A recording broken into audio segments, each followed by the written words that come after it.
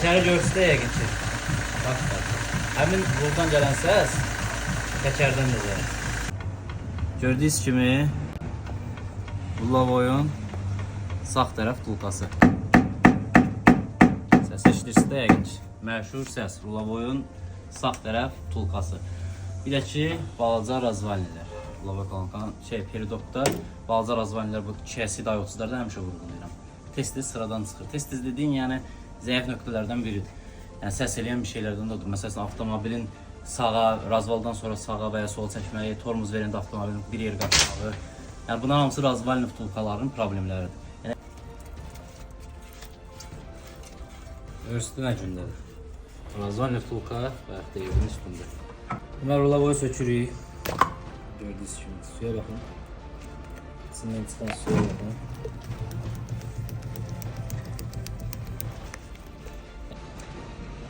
Deməli, Lavoyu dələsində su girib, ona görə belə səs-küy eləyir. Bunu sökəcəyik, yığacaq. Kaplonu da dəyişəcək, düzələcək inşallah.